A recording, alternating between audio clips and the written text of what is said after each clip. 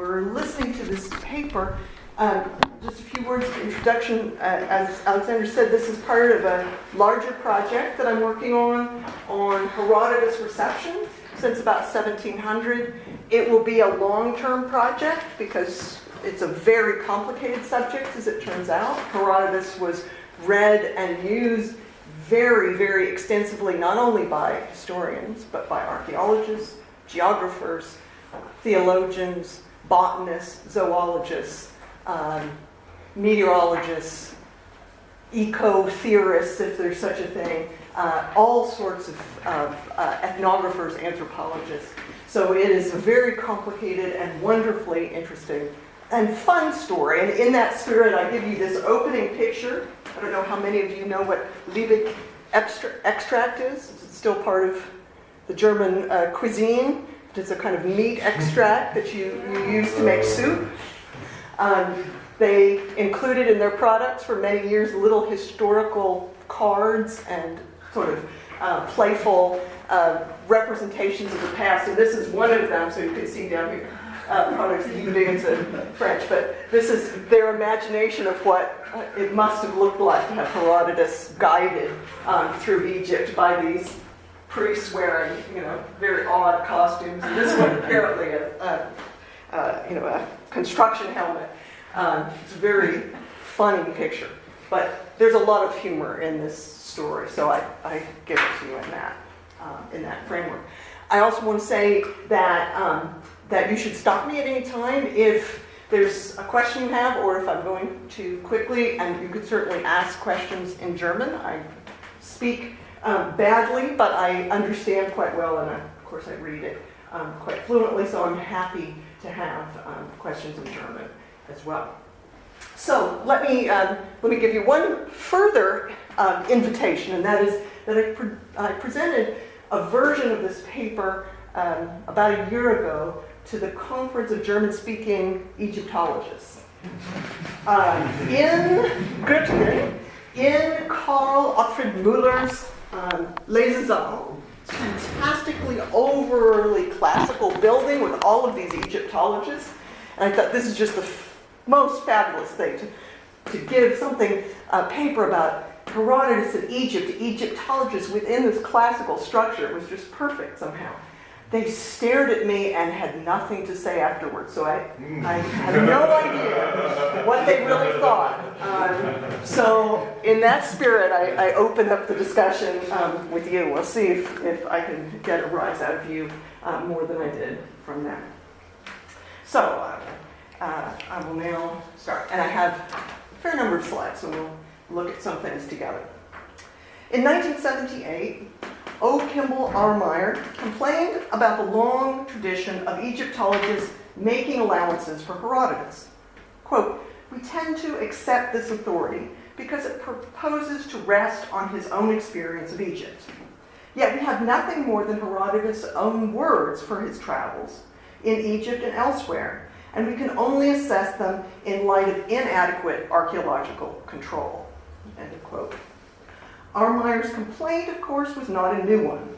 Already in the 19th century, Auguste Mariette famously asked, quote, "Considering the great number of mistakes in Herodotus, would it not have been better for Egyptology had he never existed?" End of quote. Both were keenly aware, as to a greater or lesser extent has been every writer on Egypt since Herodotus' own time, that Herodotus' Book 2 contains a massive quantity of errors, fictions, misunderstandings, Greek inventions, and perhaps deliberate lies. Perhaps most problematically, some of the most scintillating material rests on Herodotus' second-hand reportage of religious and historical facts he learned somehow from Egyptian priests, who knowingly or unknowingly Hellenized their reports. So why have European Egyptologists, using that word in the broad sense, made so many allowances for Herodotus, rather than writing off Book 2 as merely, in Armeyer's phrase, Greek stories about Egypt, and sought to find a real Egypt behind Herodotus' Greek mirage? This seems to me a question whose answer might tell us something more about Egyptology, and perhaps about European scholarship, than can be found in the pages of Edward Said's Orientalism. Now, as an outsider to Herodotus' studies, as a modern historian rather than an Egyptologist or an ancient historian, I hope to make my contribution to the subject by telling a modern story, but one that I hope will have some interest. The work, as I mentioned before, derives from my larger book project on the reception history of Herodotus since about 1700. But today I'll focus reception particularly on Book 2, which together with Book 1 of Herodotus' Histories were the most discussed parts of Herodotus' work in the 18th century and probably in the 19th century as well. Some recent clash of civilization books and some post-colonial studies too suggest that the West has always cared more about Herodotus' narrative of the triumph of the Greeks over the Orient. But this is simply not true. Until the 19th century, in fact, the parts of Herodotus most Europeans cared about were books 1 and 2, which, if you know Herodotus, are not about the war at all. They're part of the long Oriental prelude that leads up to the story of the Persian and Greek conflict. Why were those so interesting to Europeans? Well, one overriding answer of importance is that those two books offered the most points of contact with the Old Testament and allowed for the coordination between sacred and profane history. And I give you here just some of the major passages used, very frequently debated through the early modern period in particular, which were susceptible to being coordinated with parts of the Old Testament. Josephus had already shown the way to do this in the first century, and this Europeans continued to do right down to the time of George Rawlinson, Herodotus' great 19th century translator into English, who I'll talk about later on in the paper. But there were always problems in making these linkages, always problems in trusting Herodotus and his Book 2 in particular. There were chronological headaches, disturbing silences, flying snakes. And you can't imagine how much literature there is about the flying snakes alone. But Europeans stuck with Herodotus. For a very long time, if they wanted to ascertain facts about Egypt, as Camille Sourdil, a French Egyptologist, attested in 1910, they could do no other. Now, it was important for Christians, and especially for Reformed Christians such as Joseph Scaliger and Philip Melanchthon, to articulate an impressive number of historical details to which hopefully all scholars would give their assent. Just as an aside, as Anthony Ellis has shown, Philip Melanchthon was one of those who was very interested in finding in Herodotus versions of the Ten Commandments, which I think is just very funny, but nonetheless, he did it. Moral lessons in Herodotus. They were looking for passages that would nail down sacred history by using profane authorship. If no nation's historical evidences were more important to collect than those of the ancient Israelites, the historical particularities of the ancient Egyptians were perhaps second most important after them. Jan Osman, who has inspired much of my work, has rightly pointed out that the key passages of Acts 7:22, claiming that Moses, quote, was learned in the wisdom of the Egyptians, was absolutely crucial to linkages being made between sacred and profane history. That passage about Moses and the wisdom of the Egyptians especially made Herodotus' Egypt precious to Europeans. So one obvious answer to my question, why have Europeans made allowances for Herodotus, lies here. Because many of his detailed observations, calculations, and reported facts offered the foundation for the proof of the historical reality of revelation. But there's also more. Even in ages of intense skepticism and xenophobia, some Europeans, at least, have wanted to maintain a history of their continent which linked it powerfully to Asia. They had their own reasons for doing so, I must emphasize, which are not the same as we in a multicultural age might wish to do. But their desire to keep Egypt Europe and Oriental history together was strong enough to lead them to highly problematic passages in the face of numerous problems and contradictions. I've selected two of those passages of Herodotus full of contradictions and difficulties, but referred to continuously to tell that story, and these are the two that we'll look at most closely today, 2.142 and 2.52, and we'll look at them in a moment. As we shall see, the faith in these passages, unjustified as it may have been, has been constitutive of Egyptology down to perhaps the present day. So here's 2.142, or part of it, that we will now discuss.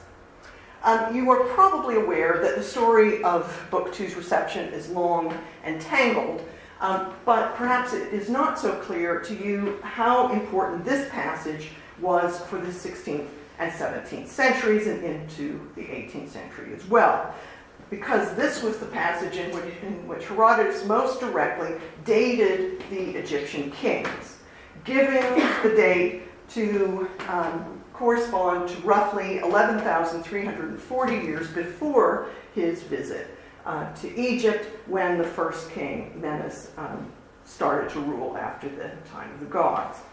Now that made Egyptian history range far beyond the usual chronology for the creation, and already that worried J.C. Scaliger very much. It would worry a long series of chronologists for centuries afterwards. Many of them, for the 16th and the 17th century in particular, blamed Herodotus himself for his mistakes or exaggerations and tried various ruses to shorten the trajectory.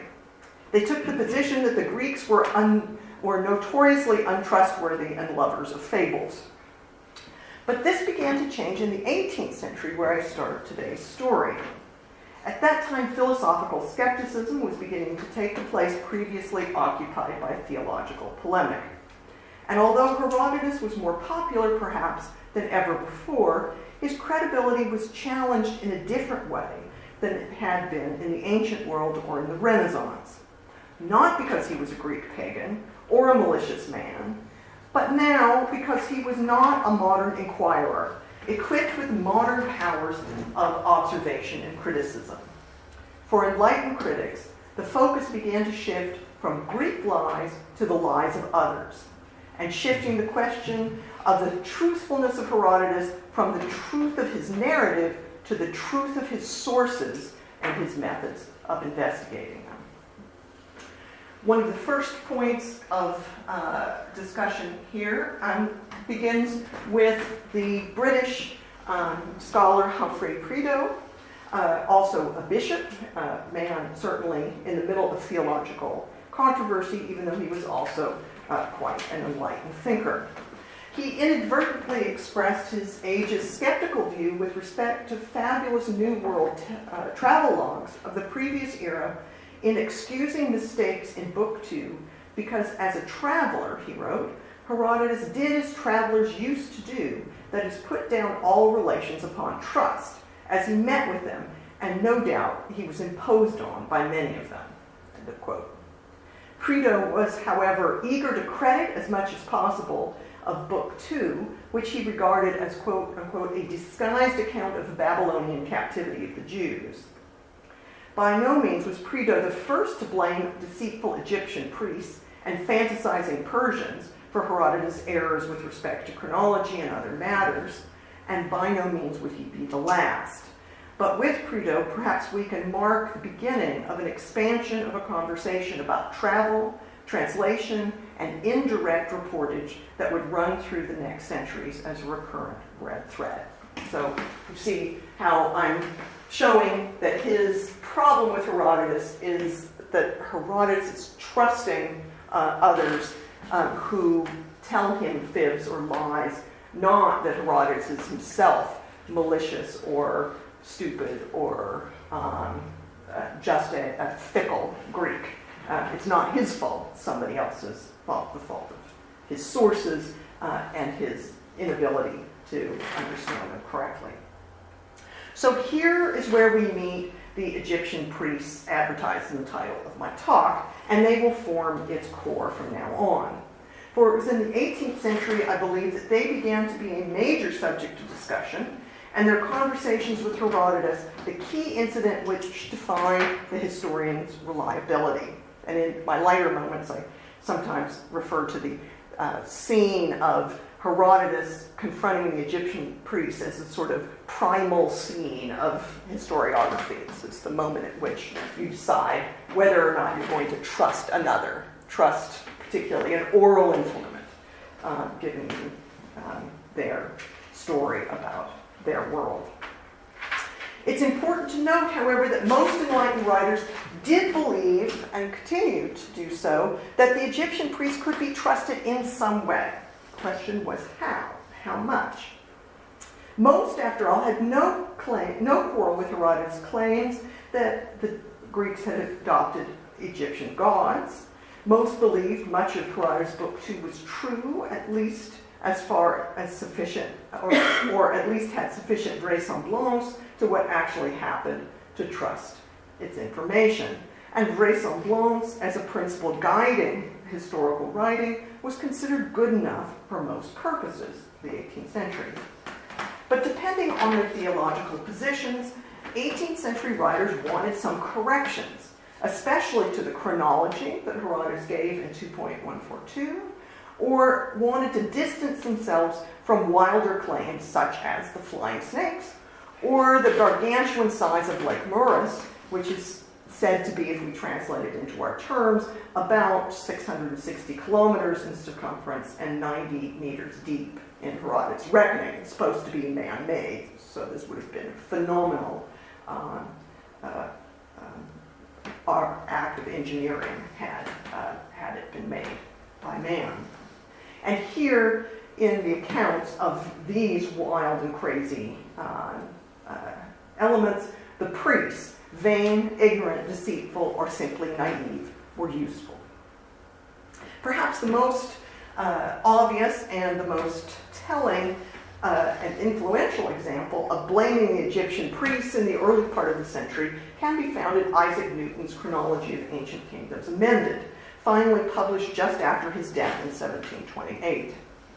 In his attempt to reconcile sacred and classical chronologies with one another, and with his own astronomical calculations, Newton depended heavily, almost exclusively, on Herodotus 2.142.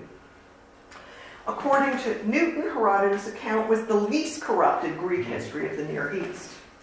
But as Herodotus himself had had to rely on the oral testimony of Egyptian informants, the archives of Egypt having suffered at the hands of Ethiopian and Assyrian conquerors, Herodotus had been at the mercy of the priests, Newton said, who in their vanity, quote, had greatly increased the number of kings. Newton, whose anti-clericalism shows clearly in his disdain for priestly knowledge, solved his problem by drastically reducing the number of kings to only those who did something of note, and left splendid monuments, leaving no more than 30 rulers, 12 out of that is the original 330, 12 of whom had reigned concurrently, and the earliest being Sesostris, reigning from 998 to 951 BCE, comfortably long after the creation and the time of Moses. Newton threw out later accounts too, most especially the even deeper chronology of Manetho, on the reasonable grounds that these writers had lived, quote, after the priests of Egypt had corrupted their antiquities much more than they had done in the days of Herodotus, quote. Trusting a corrected Herodotus made it possible for Newton to synchronize his astronomy, his biblical history, and his shortened chronology of Egypt. So we have the corrected Herodotus. Now, Newton's physics might have won general consent, but by no means was that the case for his chronology. Vociferous debates continued, many of them revolving precisely around Egyptian chronology, and repeatedly returning to Herodotus 2.142. Debates were so vociferous, and scholars, many of them clergymen, defended one or another exegetical interpretation of the Old Testament, diverging so widely in their claims that they made room for the spread of a widening band of historical skepticism which threatened to engulf all of ancient prehistory. And you begin to get, by the middle of the century, people saying, oh, we just can't trust any of these. All of these people crunch the numbers in different ways, and everything comes out differently, and nothing works, and there just is no use in this whole field. We have to throw this all away. Just forget it. We're not going to even bother with all those calculations.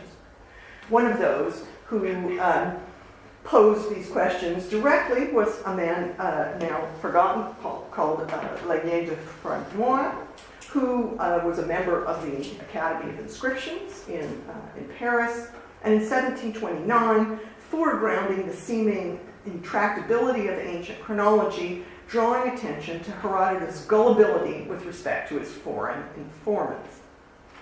He asked the question later posed by Marryat and Armire that I asked at the beginning, why even bother trusting Herodotus at all?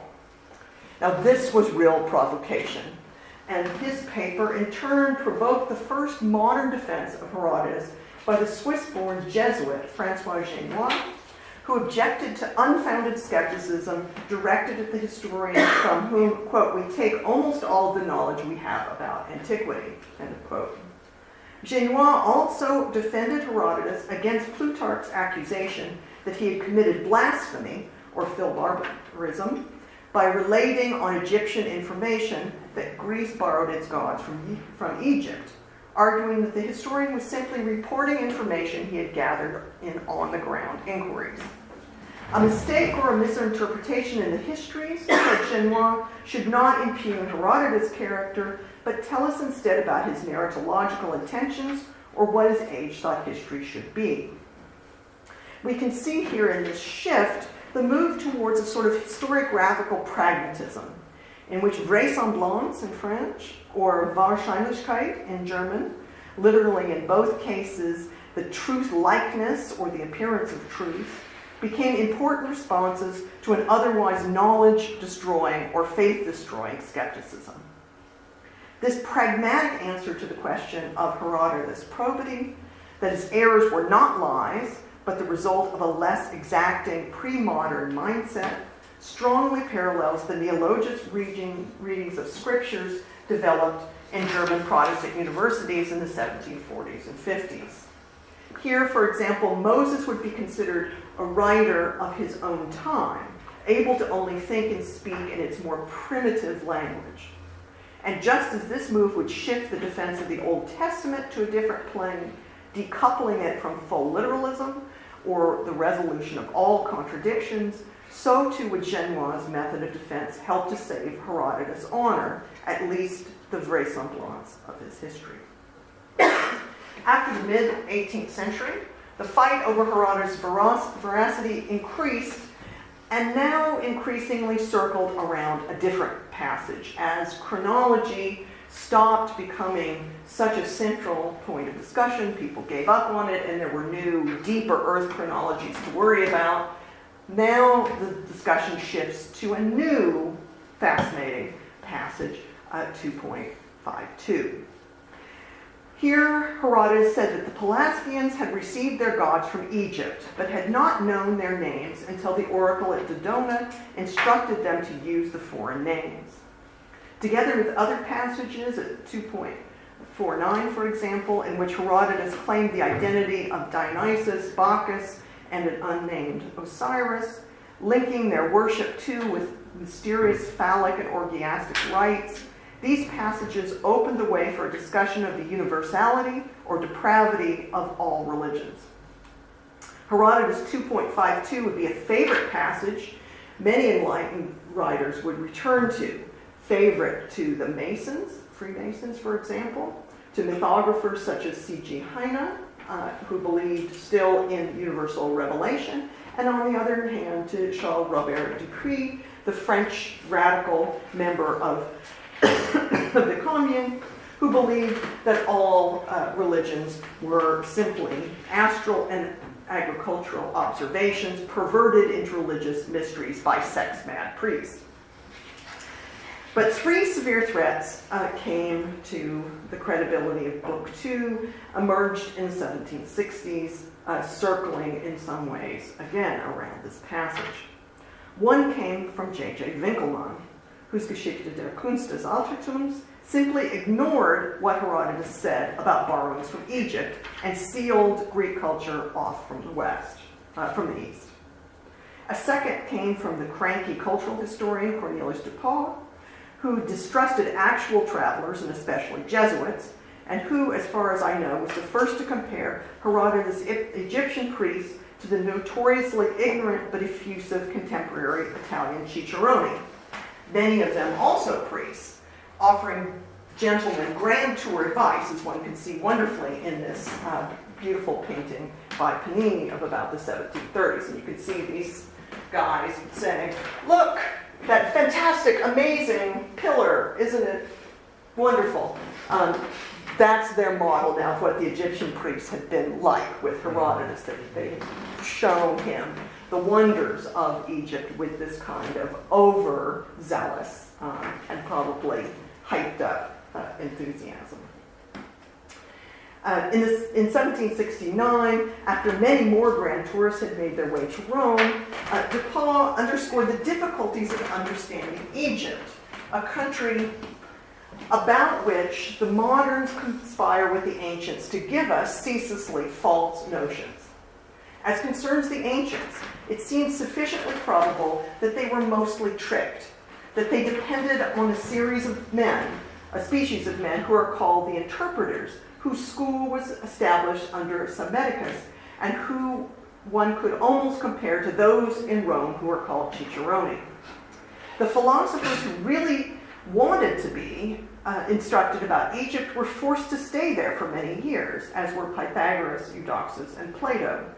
But the travelers who did nothing but come and go, as did Herodotus, not knowing a word of the country's language, were not able to address themselves directly to interpreters, who, knowing the Greeks' penchants for the marvelous, amused them like children in making up stories as insulting to the majesty of history as opposed to the lights of common sense. So here you see how the Egyptian priests are becoming these kind of grand liars who take gullible Greeks on tours and tell them fantastic stories. There's much more in de Paul, but I would like to pass on to a third, more widely circulated attack on Herodotus in the 1760s, which came from the pen of none other than Voltaire. In his philosophy of history, in his essay sur les mœurs, in his encyclopedia entry for history, and elsewhere, Voltaire exaggerated and ridiculed passages from books 2 and 4, where Herodotus describes things like Egyptian wisdom and Phoenician seafaring. He also introduced a general principle for reading Herodotus that neatly cut his first 4 books off from his final 5, or so Voltaire thought. Quote, almost everything he relates on the basis of trust in strangers is fabulous, but everything that he has seen is true. When Herodotus relates the stories he has heard, his book is no more than a novel. One must declare that history begins for us only with the enterprises of the Persians against the Greeks. That is, real history only begins with the actual wars. The other stuff is all hearsay fiction. Before these great events, Voltaire continues, one finds only a few vague accounts enveloped in puerile stories. In an essay entitled Pyrrhonisme dans l'histoire, Voltaire went so far as to write off the reality of ancient Egyptian history entirely, writing, quote, almost everything that is told about ancient Egypt has been written apparently with a feather pulled from the wing of the phoenix, which immolates itself every 500 years in the temple of Hierapolis in order to be reborn. This is just completely worthless. It's written by some fantastic bird feather and has no reality. The Greeks, by contrast, Voltaire says, alone deserve credit for high culture.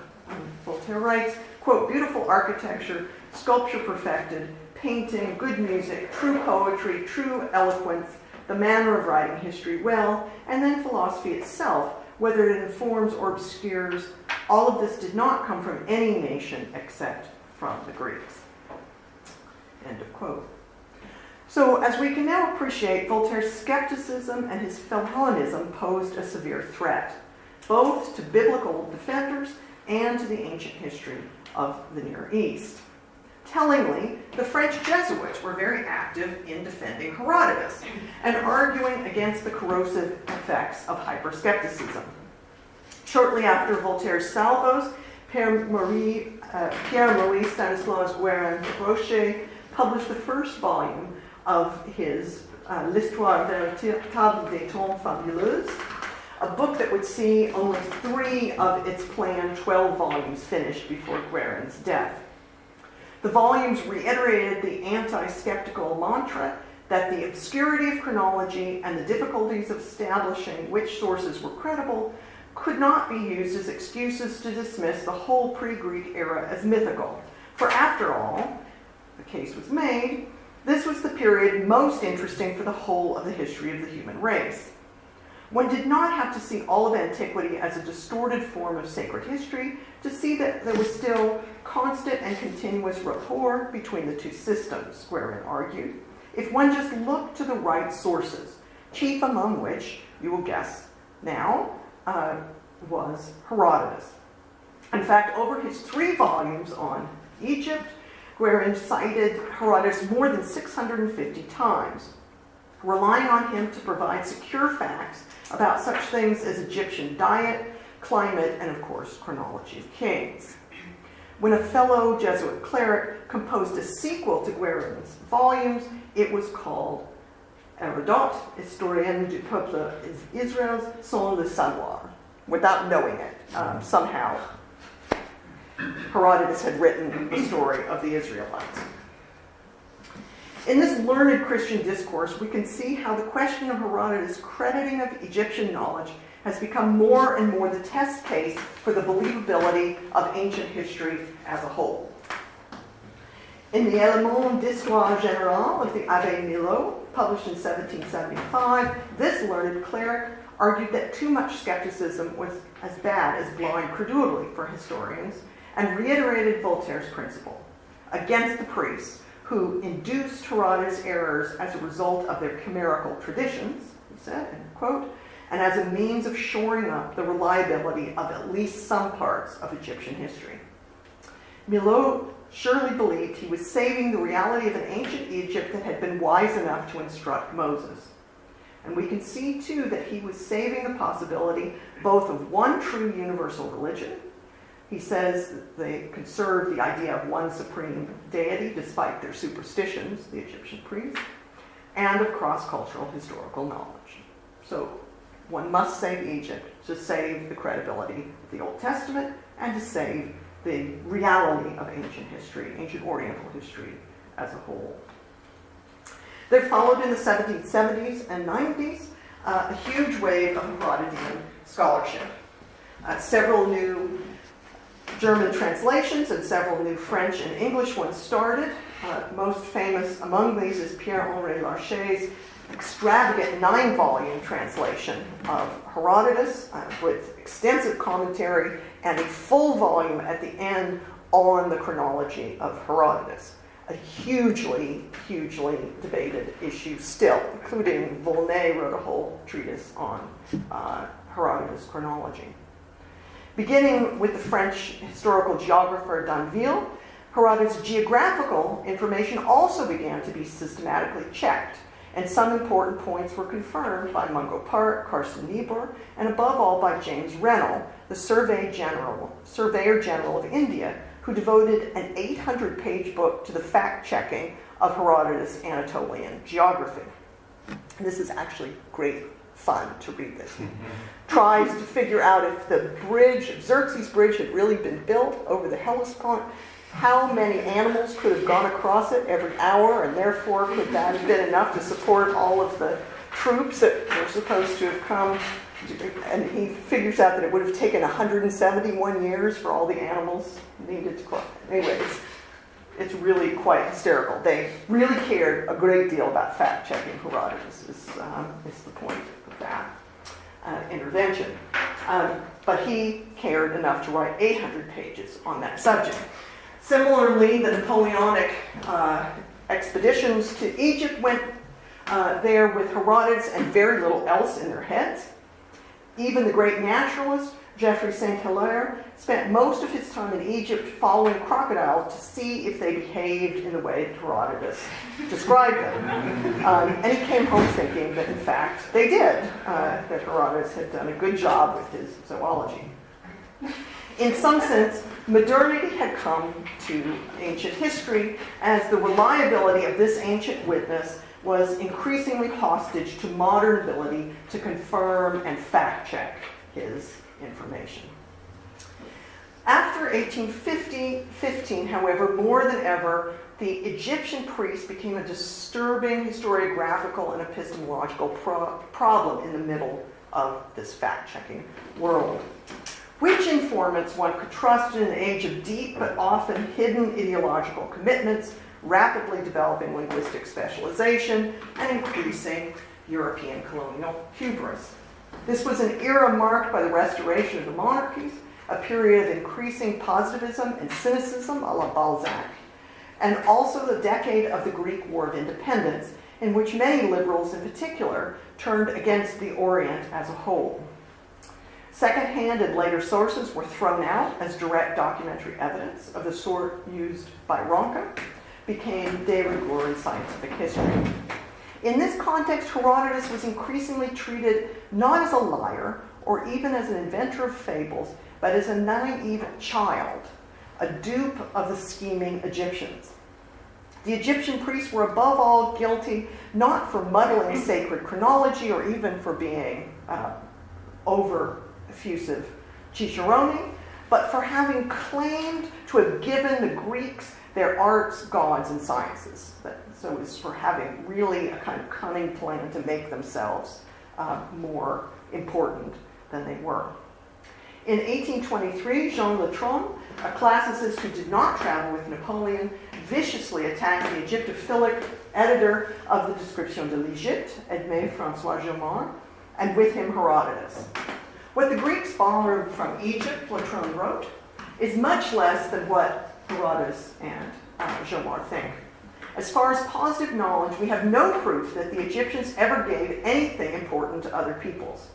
If they pretended not to learn anything important, if they made mysterious their pretended knowledge, they did so in order to make it impossible to understand what this knowledge boils down to, just as some people give themselves an air of profundity by enveloping themselves in obscurity and refusing to tell us half their thoughts, which would appear to us insignificant or false if they dared to speak more clearly.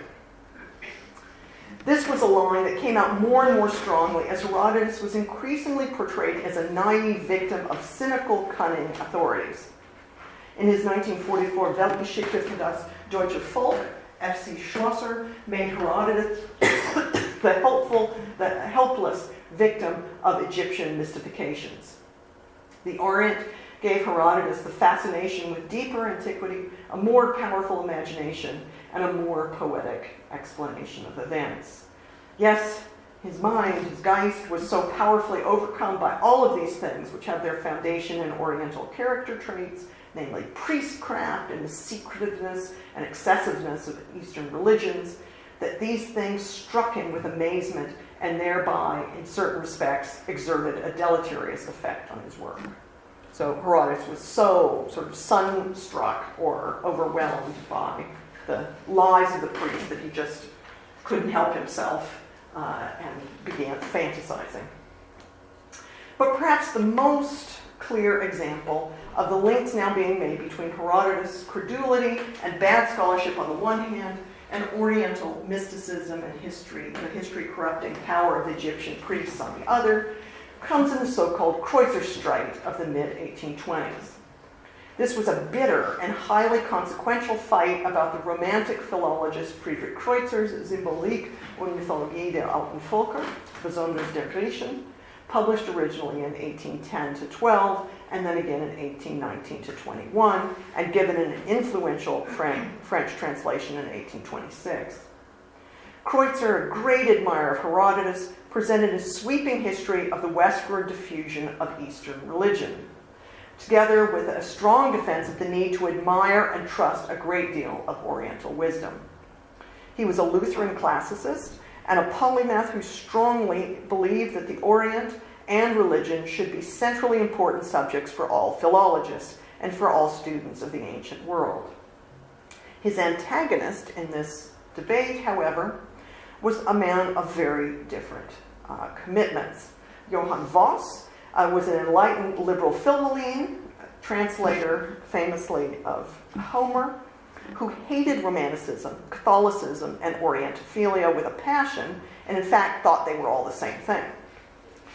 In 1821, terrified by the prospect of the return of restored regimes under the Austrian Catholic leadership of Metternich and the Austro-Hungarian Empire, he vociferously attacked Kreutzer, and with Kreutzer, Herodotus, Egypt, and all priests, past and present. Where had Kreutzer found his proof for the blind willende Aftermystik he propounded? Not in Homer or Hesiod. Quote, know exactly where Heine found it and Martin Gottfried Hermann. For the most direct influences of the most primeval symbols and age-old myths, his witness is Herodotus, and those who, with others, are equally or more reprehensible, the Egyptian priests and their acolytes. Similarly, a milder but in the long run more influential critic of Kreutzer's, Karl Otfried Müller, also unloaded on Herodotus and the credibility of the priests.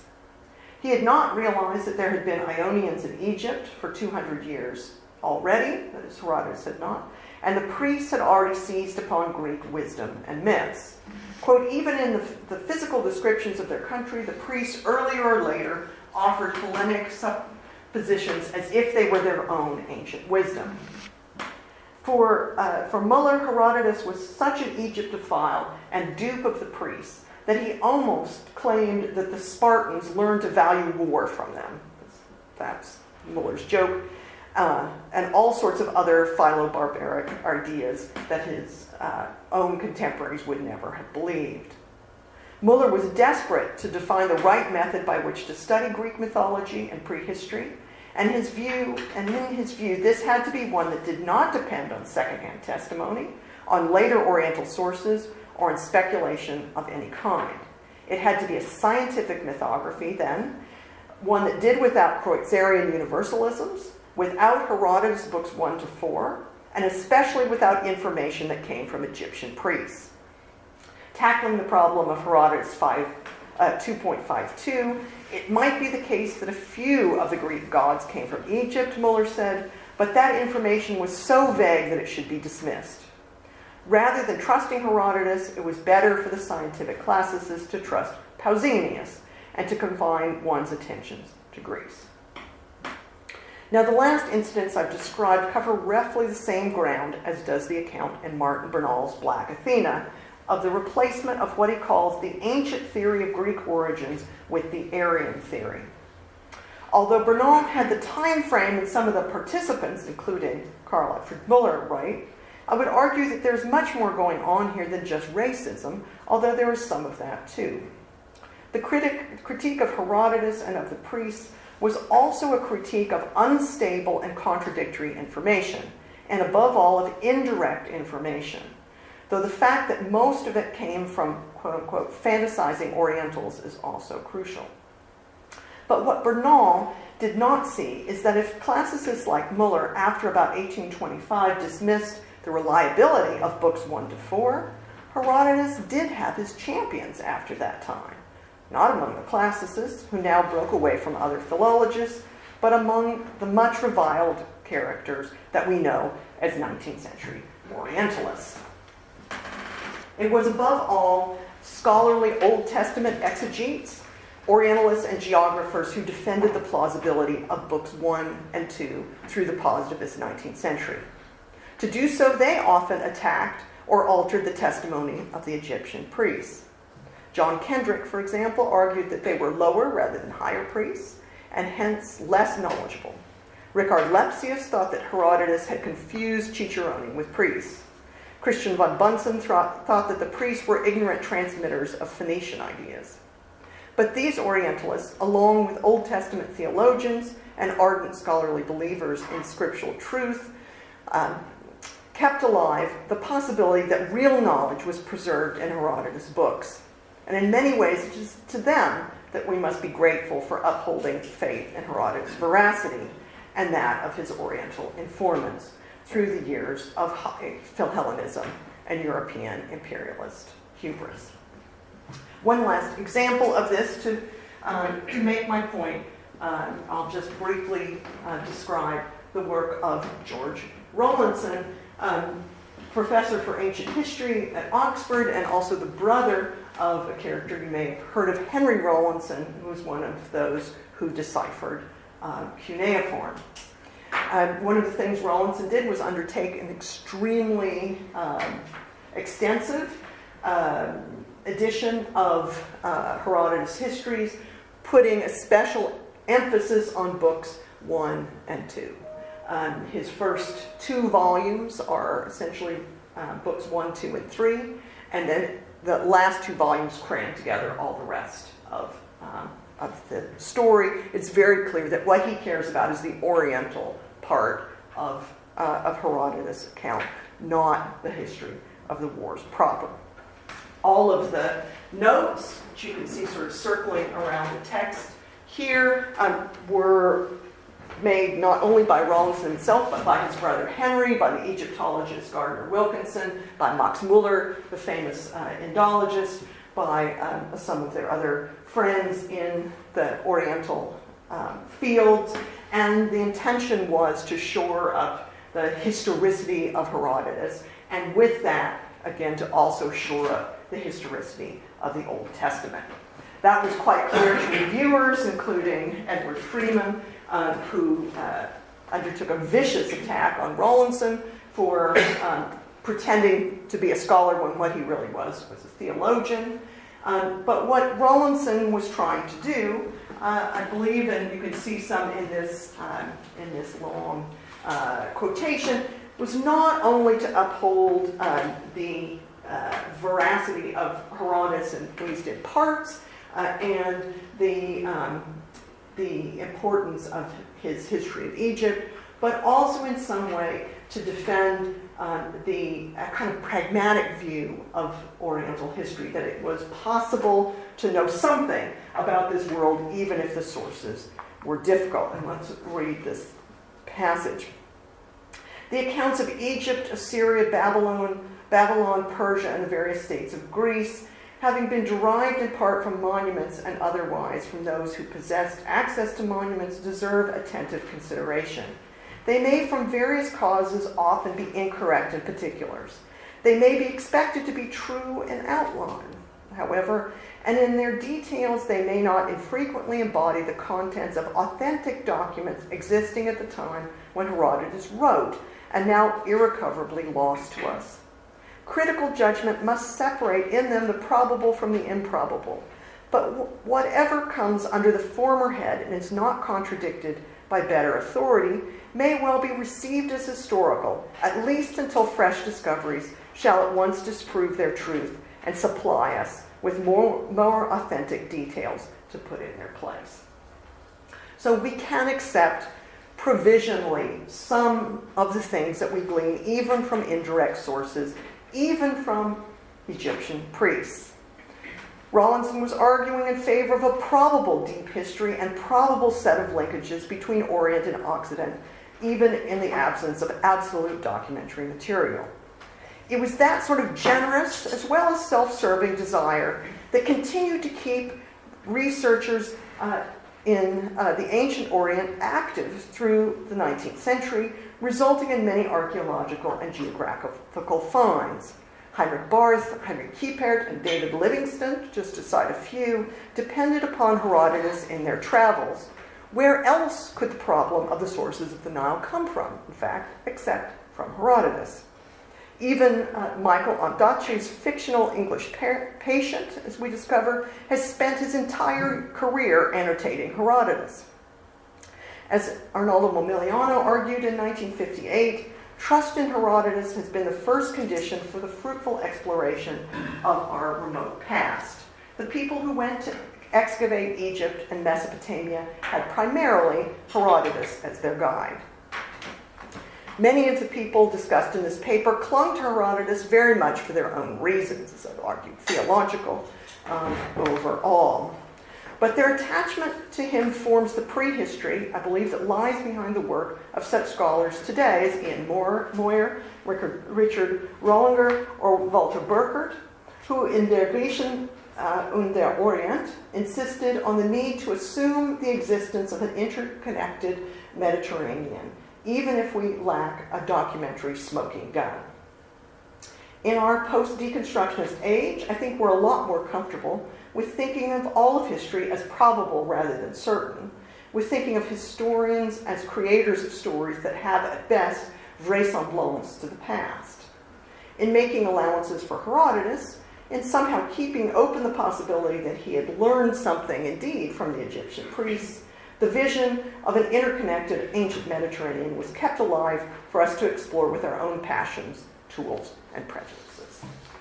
Thank you.